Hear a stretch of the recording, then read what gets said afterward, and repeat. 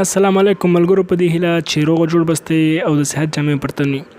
ملګرو، نن تاسو زه په دغه ویډیو کې د فیسبوک او مسنجر دپاره یو ښکلی سیټینګ، البته دغه سیټینګ چې هم په فیسبوک کې کولی شو هم مسنجر کې، او دواړو کې ضروري ده چې ویې کړو.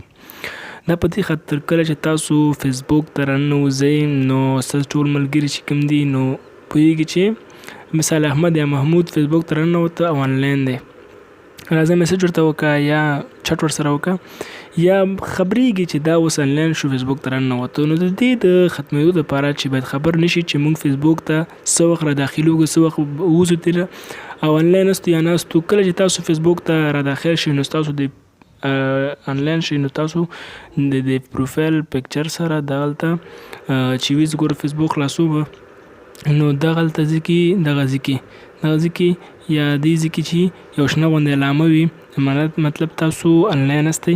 که غواړئ چې دغه تاسو خبر نشي تاسو څه وخت فیسبوک ته راننه کېږئ، څه وخت وځئ نو چې خبر نشي نو دغه سیټینګ وکړئ خپل موبایل کې، یو مسنجر کې وکړئ یو فیسبوک کې وکړئ.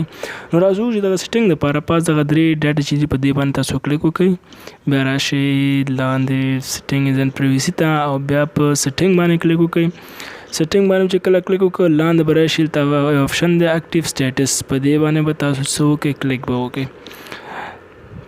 ګوره شو وین یور اکټیو will still appear active or recently action until you turn off the setting.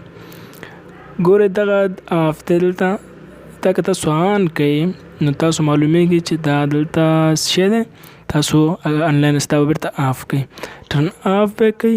اوس به دې ځای نه وځئ، تاسو دا سیټینګ به تاسو مسنجر کې هم وکړئ، مسنجر ته به راشئ، مسنجر کې به دا سیټینګ هم تاسو وکړئ. نو بیا به دغلته چې دغه آپشن دی دغه په دې باندې به تاسو کلیک وکړئ په دغه پروفایل باندې، بیا به دلته همدغه آپشن دی دلته هم اکټیو سټیټس په نوم باندې، نو دا به تاسو را پیدا کړئ. اکټیو سټیټس دا دی، دا به هم تاسو څه کوئ آف به کوئ، ټرن آف به کوئ او د دې نه بعد به تاسو نه معلومیږي نور فیسبوک او مسنجر کې تاسو آنلاین استئ یا نه.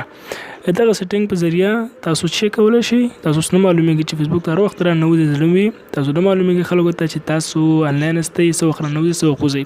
نو ډېر خوندوره طریقه ده. که ویډیو خوښ شوي وي ویډیو درسره لایک کړئ او زموږ چینل هم سبسکرایب کړئ تر څو موږ تاسو دغسې ښکلې ویډیوګانې جوړې کړو. تر بلې ویډیو پورې مې